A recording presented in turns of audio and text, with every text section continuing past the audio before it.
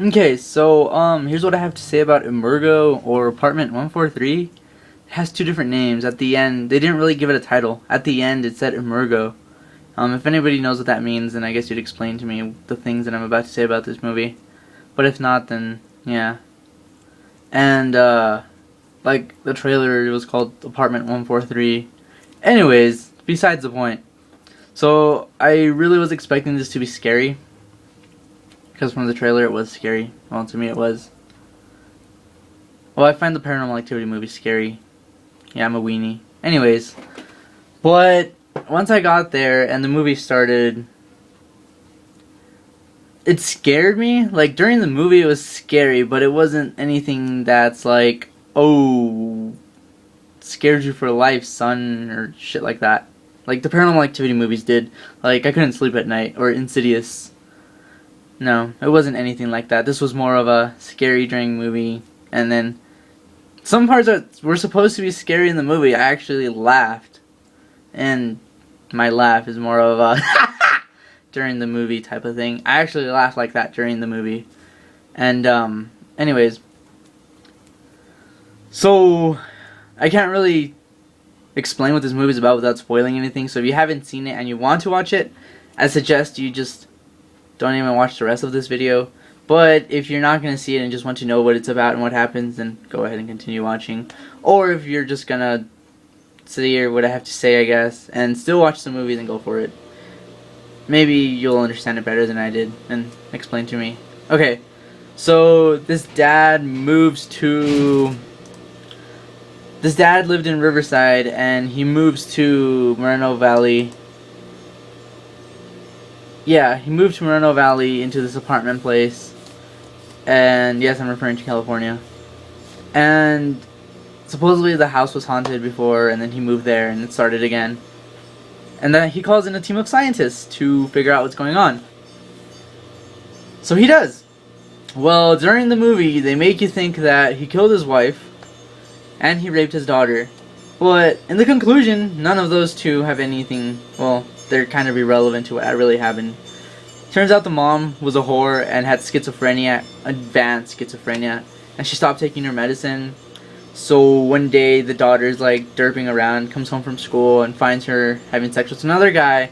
So the dad comes home a little bit, like a couple minutes later, and beats the guy up and then hits the mom and then leaves. And mom crashes her car into a tree. So I guess she was pissed about... So, as the scientist is a psychologist, one of the scientists is a psychologist, and the other two are just there. Well, they film shit.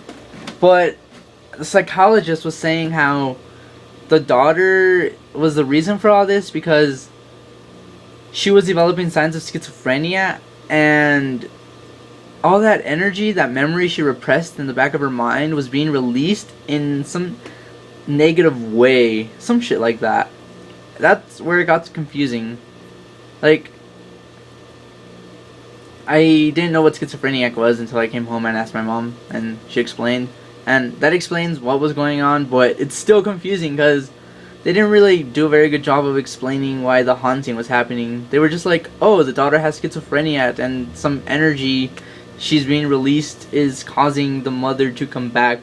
Not come back from the dead, but I guess not really accept that she's dead and she's an evil spirit. Some shit like that. It really was... Again, back to the point of Emergo. If anybody knows what that means, please explain. Maybe that's why. Anyways, I wouldn't recommend watching this in theaters. Maybe it's on TV one day. Watch it or rent it. It's not really worth paying $10. I paid $3 because the movie theater is really cheap here, but surprisingly, the theater was full, and yeah, that's all I have to say about this. Oh, this movie, it may look like a Paranormal Activity ripoff, but it's not. Paranormal Activity is vengeful, demons, deals with the devil, shit like that. This has nothing, not even remotely close to that. Sure, the way they filmed it is remote, it's close, but Paranormal Activity uses one camera. This used 6 different cameras, I think.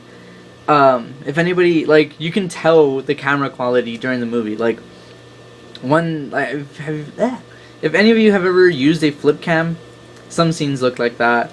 Others, there's scenes where they use a Nikon camera for pictures and video. They use like these little headset cameras, and they use a regular HD camera, I guess you could say. What else can I say? Forgot where I was going. Oh yeah, so not even remotely close to Paranormal Activity. This was a very, and I mean very low budget movie. But they managed to pull it off for a, I guess, once in a lifetime movie. And if you don't like the Paranormal Activity movies and you say that they don't scare you and they're a piece of shit, don't watch this movie. If you don't believe in ghosts and vengeful spirits, don't watch this movie. If you hate movies that some scenes look like shit, don't watch this movie. And by shit, I mean like the camera quality, not the effects themselves. Don't watch this movie. Though, a lot of you may say Paranormal Activity is not scary, but I know deep down inside at night you're hugging your teddy bear, hoping you don't get your feet dragged out. Yeah, I'm sure that made sense. But,